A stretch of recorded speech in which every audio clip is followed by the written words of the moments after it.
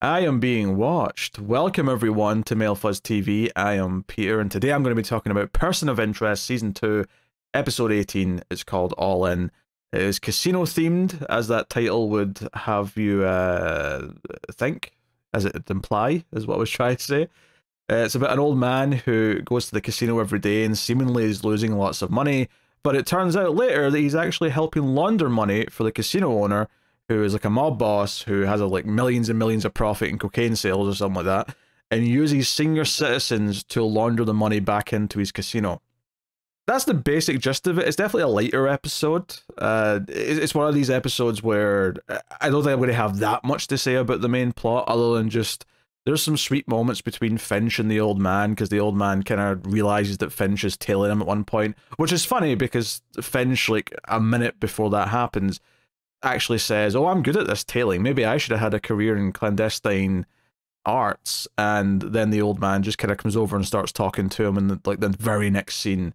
So there's some fun little beats like that, and it kind of plays up this idea that he misses his dead wife, and everything he's doing is kind of in her memory, and like when he's motivated to do things, it tends to be because of what he wants to do in the name of his dead wife, right? And at a certain point, Finch sort of like tries to give advice by saying he's left someone behind and he had to move on, and he's trying to tell the old man to do that. And the old man, by the end of the episode, realizes, wait, this woman you're talking about is not dead. You're an idiot. Why aren't you with her right now?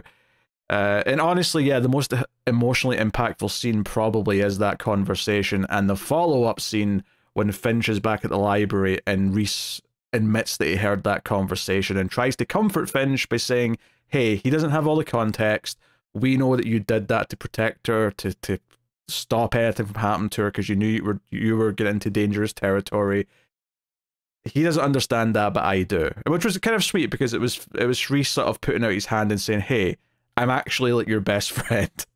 And I understand why you did this, and I can sympathize with it. I understand it. I wish, you know, and yeah, even in Reese's own history, he's made choices to stay away from someone, which admittedly he also ended up regretting, and it also led to something bad happening, which maybe should mean that he should have learned from that and should say to Finch, hey, actually, you should just go and be with her. Like, work everything else out later, but maybe that's what you should do. So I have no idea, you know, obviously where, like, this stuff with Finch and his long-lost love is going to go.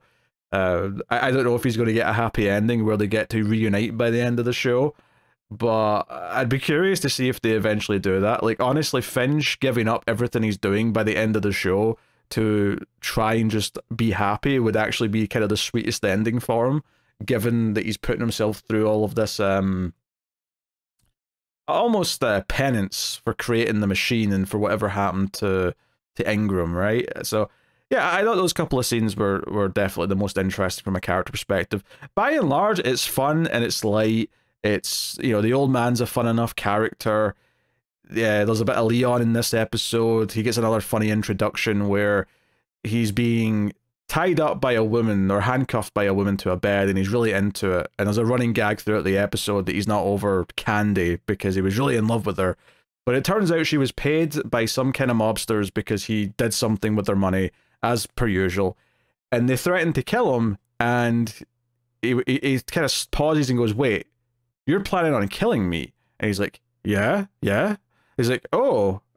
And I love that moment because it's basically Leon realizing that because it's a planned murder, it means that Reese is definitely going to show up and save him, right? He doesn't obviously understand all the details of that, but he understands that much. So it actually played like a funny little scene, and it's obviously there to reestablish Leon because he's going to help out in the main plot later on, which is basically just to go in and be a pretend billionaire gambling to distract the mob boss and all of his goons.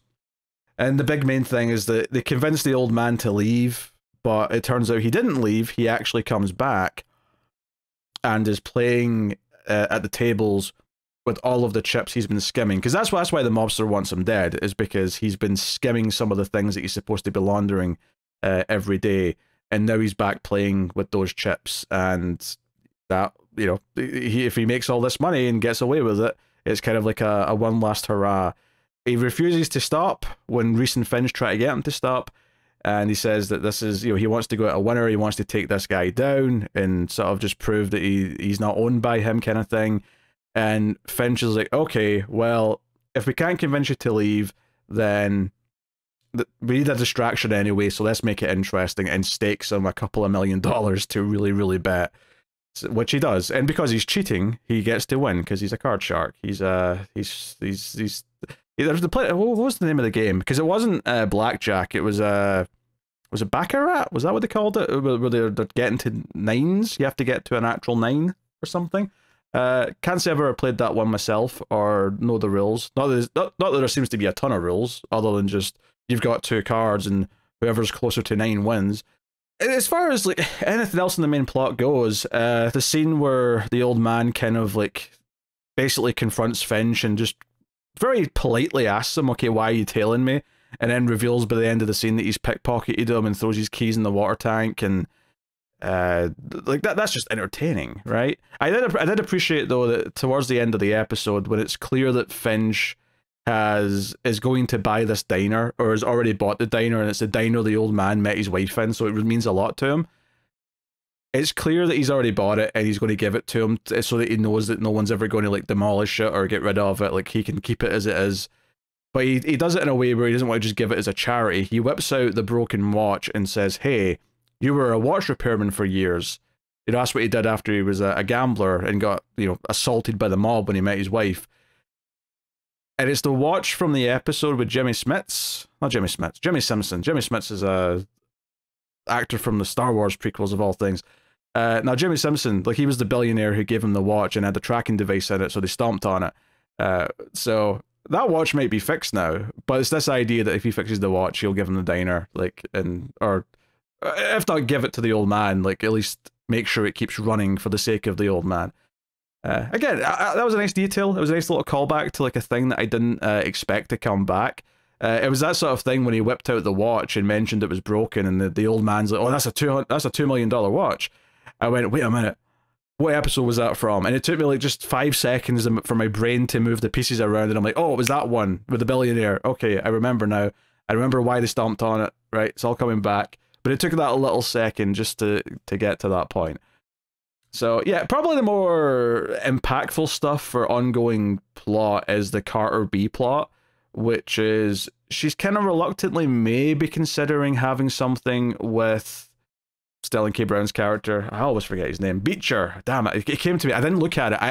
I was about to scroll down and look at his name, and it came to my head just at the last second. But this episode reintroduced a couple of other like minor detective characters that have been around, namely Szymanski, who's been there talking to Carter here or there, different crime scenes, and then the other one, Turney, who's been around as well. He was clearly like a bad guy and working with HR during this episode. They kind of reveal it at the end of the episode, but there's a moment where Carter's like put 2 and 2 together, because the plot of this subplot is that there's this bad guy who's on trial, and Szymanski is supposed to be testifying at his trial, but HR has planted a bunch of evidence to make him look dirty, mainly money from like a drug bust and other things to make him look like he's a dirty cop. And Carter's like figured out where this money came from, kind of proving that he's probably innocent, and she's put this all together. And there's a moment where Turney just kind of goes, "Oh, that's good detective work, Carter." But you can just tell it. Honestly, I'm complimenting the guy's performance, the actor, because the way he says it, you can sort of tell that behind the eyes he's like, "Oh, come on, F you, Carter. Why are you sticking your nose in this? Keep your nose where it doesn't belong, or out of our business, or whatever." Like, you could tell he's seething behind his eyes. So I like that. I thought that was a fun little thing, because the HR try to make a deal with this bad guy to get a bunch of money for letting him out and getting him off scot-free. So their plan is to set up Szymanski to do it, so he can't testify. But then Carter gets him out on bail and sort of, supplies this evidence to show that he's been set up. And HR escalates it at the end of the episode. The big cliffhanger is that the head of HR, Quinn, Clark Peters' character, just kills both Szymanski and the prosecutor himself. He just kills them, and then gets our corrupt detective here, Turney, to shoot him in the shoulder to make it look like he was attacked as well. So they're making some big plays. I do get the sense that this is a very desperate play to have him himself perform these murders, and they're only doing this because they genuinely are at a point where they need the cash and they need to form new alliances because everything with Elias is falling apart, and we know that they've been on the ropes because of the end of last season. So this feels like, okay, they're making ballsier plays and riskier moves because they're a bit more desperate. But arguably that's making them a bit more dangerous because they're willing to do outright just murder like this, which is, yeah. So, you know, it's a decent enough ending. It kind of does this thing where early on it suggested that maybe Beecher isn't that bad, but then that information came from Terney, the corrupt detective, and later on it turns out that Beecher was actually the one who called in the tip that got the innocent cop arrested, got Szymanski arrested. So it's looking like he is corrupt, he is with HR. Fusco's trying to look out for her, saying, hey, now that you're looking into this and you've kind of like pulled apart one of their plots, you may have a target on your back. So it seems like Carter may be getting into some trouble with HR and might need Fusco and all of Team Machine's help potentially going forward. But more than anything else, it just kind of sets up that this new version of HR kind of rising up. And I say new version only in the sense that they're kind of, it's like a new combination of characters for us, the audience. The implication is that Quinn was always the head of HR. We just never saw him in season 1. But, you know, it feels like a fresh spin on it to us because he's a relatively new face. So that set up things for going forward. But I wouldn't say that was like a particularly exciting subplot. I mean, I think maybe one of the bigger hindrances of this episode is just that there's a lot of different elements that are relatively, I don't want to say predictable necessarily, but just kind of like, yeah, of course that's where it was going. Like, of course it was going here. Well, the big thing was the money laundering. As soon as they started saying, where's the old man getting all this money to go into debt in the first place? He doesn't have access to this money. I immediately just assumed it was money laundering because they already mentioned that the casino owner was under suspicion for distributing narcotics. So I was like, that makes the most sense to me. And sure enough, that's what it ended up being. The detective obviously being one of the bad guys and working with HR also felt kind of obvious. So this is just kind of a nice, pleasant, standalone episode with a fun story, but not one that I think will have a lasting impact in terms of like big dramatic reveals or really great like character progression. Obviously, yeah, there's some nice touching stuff with Finch towards the end with like him reflecting on his own love life, but by and large, it's an entertaining little plot with a nice guest character who's just kind of a fun guy more than anything else. There's kind of a sweet element to it. And I did appreciate at the start where they were like, wait, who wants to kill this old man? What's the point of killing this old man? He's ancient. Like, even if he was once a big deal in some way that might necessitate murder, like, why would anyone want to do it now? I mean, they even mentioned throughout the episode that all of his old gambling buddies have all died of natural causes. Like, he's just at that age. I mean, I think if anything, if I was to try and like fit this episode into like the narrative story of our main characters, it is probably that idea that like this old man like is doing what he can with his last, not his last chance, but he mentions he makes a few jokes throughout the episode that he's not got much time left, right? He jokes about haunting the diner when he dies. He jokes about not having much eventuality or a much eventual. This is a hard sentence to say. He jokes about not having many more eventuallys left because Finch says eventually you can come back, right? And he says that.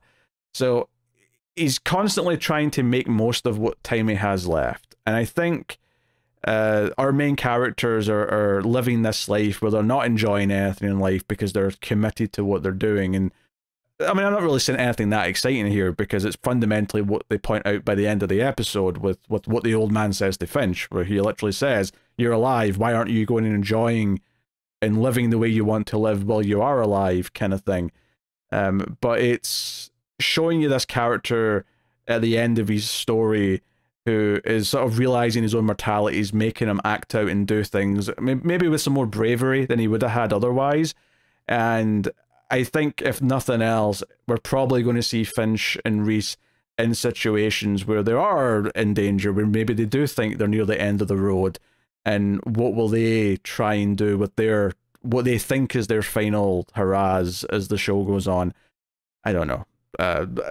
That's the only thing that was really sort of speaking to me as it was playing out, as I was imagining like Reese as an old man and having regrets, because I think Reese is under the impression he's not going to make it to that age.